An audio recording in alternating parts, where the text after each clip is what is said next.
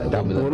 Baik, pemirsa, kembali Anda menyaksikan Coffee Morning RDK Group di segmen ketiga atau di segmen terakhir. Saya akan ke Pak Doli nih. Pak, bagaimana selama ini pengaduan dari masyarakat terkait dengan banjir ini? Apakah ada yang masuk ke Dinas Sosial Provinsi, Pak? Oke, sebelumnya saya ingin menyapa Bang Lis dengan pantun. Tadi kan katanya ada dampak itu kan. Ya, ini nih Bang Lis. Rumah mewah atapnya joglo. Oke. Tinggal di tenda atapnya terpal. Siap. Beginilah nasibnya jomblo, hujan turun mulutnya bantal. Nah, itu pengaduan dari Pak, ini jomblo ini Pak. Gimana nih maksudnya jomblo nih Pak? Jomblo artinya bisa luas kan Pak? Ya kan tadi Bang ada korban perasaan. Itu artinya jarang bobo. Iya baik Pak. Ya, jadi memang benar. Kebetulan saya dan teman-teman Tagana, jadi Tagana ini kan relawan dari unsur masyarakat yang tersebar juga di masyarakat. Jadi sebelum kejadian kan mereka sudah standby nih, ya, seperti misalnya Hamdan, ketua Tagana di sini, dia sudah perintahkan teman-temannya yang berada di wilayah. Nah begitu curah hujan sudah mulai turun, sudah nggak henti-henti, ini sudah mulai nggak tidur ini teman-temannya semua. Nah ini sudah pasang telinga, pasang mata segala macamnya. Nah begitu kejadian berat tanggal 1 itu, jadi benar itu ada laporan misalnya ada yang rumahnya banjir sehingga butuh evakuasi, sehingga kami juga menghubungi BPBD, menghubungi Badan SAR. Seperti kemarin waktu pada tanggal 10 itu ada rumah satu kompleks mengungsilah ke rumah salah satu Pak Ustadz Reza namanya, ada 80 kakak. Nah tahu-taunya di rumah Pak Ustadz Reza ini banjir, jadi harus dievakuasi lagi keluar dari situ. Artinya 2 kali evakuasi ya Pak ya? Seperti itu. Jadi memang bencana itu sesuatu yang tidak kita harapkan tapi terjadi, dan kami juga seperti tadi disampaikan oleh Bang Lis dan Mbak Ariangga juga, kami nggak bisa sendirian. Ya, kita juga harus kerjasama dari semua pihak lah, seperti itu. Seperti juga kejadian tahap awal tanggal 1 sampai 8. Ya. Nah, tanggal 9-nya kita udah goro nih, udah rame, nggak taunya besoknya malah kejadian seperti itu. Jadi ada sesuatu yang tidak kita sangka-sangka, tapi tentunya kami sangat istilahnya melihat langsung kondisi di lapangan, sangat berbangga dengan adanya kekompakan, ya, masyarakat juga saling bahu-membahu. Kemudian saya juga dengan Pak Gubernur juga langsung melihat ke titik-titik lokasinya. Kemudian pada tanggal 10 itu Bang Lis, kami langsung dengan teman-teman Tagana melihat langsung juga Ibu Wali Kota.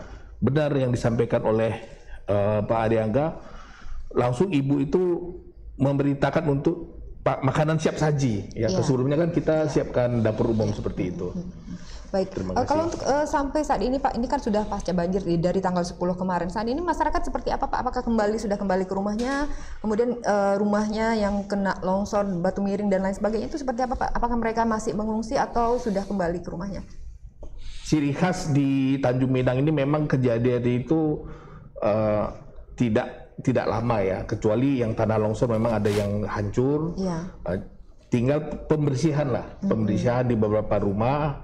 Cuma ya itu tadi ya, seperti sampaikan Bang Lis, ada yang tadinya kasurnya jadi rusak, lemarinya jadi rusak, sehingga itu saya lihat langsung ada beberapa masyarakat yang akhirnya tidurnya tuh di bawah gitu, di terpal atau gimana gitu, karena mereka juga takut kalau terjadi banjir lagi seperti itu. Karena kan berdasarkan BMKG ini curah hujan kedepannya masih ada. Oke, baik. Pemirsa, ada pertanyaan di media sosial Facebook dari Hari. Bagaimana strategi jangka pendek maupun jangka panjang pemerintah daerah maupun pemerintah provinsi untuk menanggulangi banjir di Tanjung Pinang, Bintan, dan daerah Kepri lainnya? Mungkin tadi di awal Pak Lis dan Pak Adi sudah menyebutkan beberapa. Pak, mungkin apa nih Pak dalam yang jawaban dari masyarakat ini Pak yang di media sosial ini? Pertama, untuk aliran sungai itu yang bisa dilakukan adalah ada beberapa penyumbatan. Artinya banyak tumbuh-tumbuhan dan sampah, dan juga di dalam drainase itu sudah ada timbunan-timbunan tanah. Maka jangka pendek yang bisa dilakukan adalah normalisasi sungai dan drainase. Nah, tentunya ada beberapa hal juga lagi yang titik-titik yang memang seperti contoh di Bintan ya, di Kampung Pisang itu sebenarnya sederhana, ada rentetan permasalahan banjir di sana, tetapi solusinya cuman sebenarnya satu, bahwa di situ di Kuala Lumpur itu ya, di kawasan Bintan ini, di Kuala Lumpur itu tinggal kita bikinkan kolom resistensi. Yang kolom resistensi itu kita bagi dua untuk air laut dan air yang turun, tetapi dengan secara sistematis pompa, begitu sampai level tertentu maka dia akan memompa langsung buang ke laut. Sebenarnya kita sudah melakukan itu di provinsi.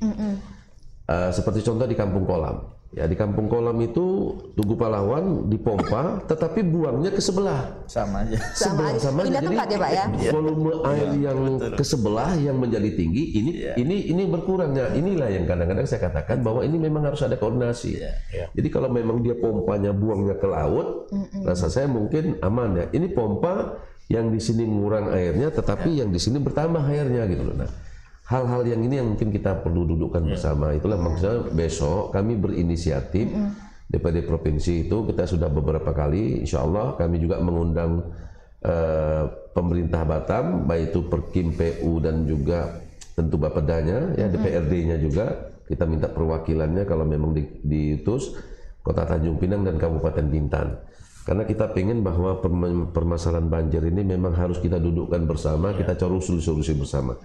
Karena kalau memang kita secara ego sektoral, oh saya mau melakukan ini aja, saya nggak mau melakukan yang sama-sama seperti ini tidak akan bisa dilakukan. Jadi artinya kalau memang ruas kawasan sungai itu misalnya luasnya 10 kilo, ya mungkin kota kita ngerjakan 6 kilo, kota 4 kilo, seperti itulah. Jadi semuanya akan linier di dalam permasalahan penanganan banjir. Kalau jangka panjangnya kita sepakati. Kalau jangka panjangnya kan kita bisa mungkin, oh ini BWS yang bikin, karena ini adalah dari aliran sungai, oh ini provinsi, oh ini Kota Tanjung Pinang, atau ini Kabupaten Bintan, atau ini Kota Batam. Jadi semuanya. Bapak menyebutkan bahwa perlu ada surat keputusan yang bencana ini begitu Pak. Ini sebenarnya kenapa sih Pak harus memang perlu begitu, memang urgent? Ya memang itu tuntutan undang-undang. Ya, karena itu adalah amanat daripada perintah undang-undang, baik itu Undang-Undang 24 tahun 2007 tentang bencana alam, kondisi bencana alam, baik itu juga Undang-Undang nomor 17 tahun 2003 tentang keuangan negara. Memang ini perintah undang-undang gitu loh. Kita tidak akan mungkin bisa melakukan upaya-upaya penyaluran bantuan tanpa adanya keputusan yang juga kita lakukan. Artinya itu tidak hanya untuk Pemkot Tanjung Pinang, tapi juga Batam, Bintan, begitu Pak ya? Makanya kita minta ini segera. Sebenarnya ini surat, ini kejadian yang pertama sudah bisa, karena kondisinya kita katakan bencana alam, memang kondisinya sudah bencana alam. Maksud saya supaya juga masyarakat kita, pemerintah bisa memberikan bantuan yang mungkin, mohon maaf ya, sementara dia ngungsi dulu di tempat yang aman, atau dia mungkin ngontrak dulu 1 bulan ke tempat yang aman sampai misalnya kondisi rumahnya. Sekarang ini kan memang kondisi rumah masyarakat, kalau kondisi layak tidur, tidak layak tidur. Karena kondisinya masih suasana lembab dan sebagainya. Kalau ini terus, karena gini, sekarang mereka juga hidup, apalagi dari daerah-daerah yang kawasan-kawasan tertentu yang kena longsor ataupun dalam sungai. Mereka hidup dalam kondisi was-was. Begitu hujan, cuaca mendung, ya mereka nggak tenang gitu. Apalagi daerah-daerah yang masuk, mohon maaf, yang masuk ada banyaknya seperti contoh buaya dan sebagainya. Ini kan, ini maksud saya, surat keputusan itu untuk mempermudah pemerintah sendiri. Ya tentu pemerintah kan tinggal berkoordinasi dengan DPRD seperti apa pengalokasian anggaran untuk kegiatan-kegiatan yang dibutuhkan sifatnya segera. Dan pemerintah juga bisa memberikan bantuan, misalnya contoh dihitung kerugiannya berapa, satu rumah 1 kakak mungkin kerugiannya ya 5 juta, ya pemerintah bisa bantu 2 juta, ya 2 juta, nanti provinsi juga bisa menambahkan bantuan itu. Nah, langkah-langkah itu yang kita harapkan bisa dilakukan oleh pemerintah dengan adanya surat keputusan itu. Baik, artinya ini penting begitu penting ya Pak? Penting sekali, dan ini memang harus. Baik, saya akan ke Pak Adi. Nah, Pak, banjir ini kan juga ada penyertanya begitu kan Pak. Misalnya masyarakat ini yang rumahnya terendam, kemudian yang rumahnya kena longsoran begitu kan. Nah, kemudian kan mereka mengungsi. Nah, saat ini kan kita juga sedang pandemi COVID begitu kan. Tanjung Pinang sendiri statusnya saat ini sudah oranye begitu Pak. Nah, ini bagaimana sih Pak menurut legislatif sendiri? Seharusnya seperti apa? Langkah apa yang harus dilakukan oleh Pemko ini Pak? Baik, itu betul tadi bahwa semalam saya masih berkunjung ke salah satu tempat kawasan longsor, dan memang betul keluarga-keluarga yang ada di situ memang masih mengungsi, tidak berani tidur di tempat itu karena yang satu rumah takut rumahnya longsor, yang di bawah takut tertimpa rumah tersebut. Nah, untuk kondisi COVID karena kita memang sedang masih pandemi begitu ya. Pandemik seperti itu ya, memang protokol kesehatan harus disiapkan, dan juga pemerintah juga selain membantu makanan, kemudian terpal, tempat tidur dan segala macam, ya juga harus juga bisa membantu alat-alat yang dibutuhkan untuk penetapan antisipasi COVID ini seperti tempat cuci tangan, kemudian masker, hand sanitizer dan sebagainya. Seperti itu. Oke, baik Pak. Kemudian untuk penanganan kesehatan ini di masyarakat yang mengungsi itu, mungkin saya ke Pak Doli Pak ya. Apakah dari Dinsos juga menyediakan seperti itu Pak? Mungkin obat-obatan atau seperti apa begitu? Baik, kalau untuk kesehatan langsung menangani adalah OPD yang terkait. OPD itu. terkait ya Pak ya. Oke. Jadi memang di dalam kebencanaan ini ada yang namanya prabencana, ada yang namanya saat tanggap darurat, kemudian pasca bencana, seperti yang tadi sudah kita bahas. Iya, oke.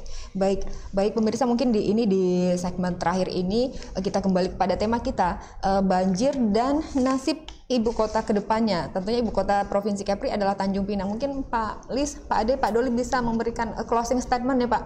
Ya. Mungkin Pak Lis dulu, silakan Pak. Pertama, memang bencana ini tidak ada sesuatu yang kita inginkan. Iya, benar sekali. Yang kedua, kita tidak saling menyalahkan. Yang ketiga adalah bagaimana ke depan kita bangun komitmen bersama, baik itu pemerintah, masyarakat maupun pengembang, bahwa melakukan upaya-upaya pengembangan pembangunan dalam membangun suatu daerah, tentu kita sadari bahwa itu akan memiliki dampak. Tetapi dampak itu yang harus kita minimalisir.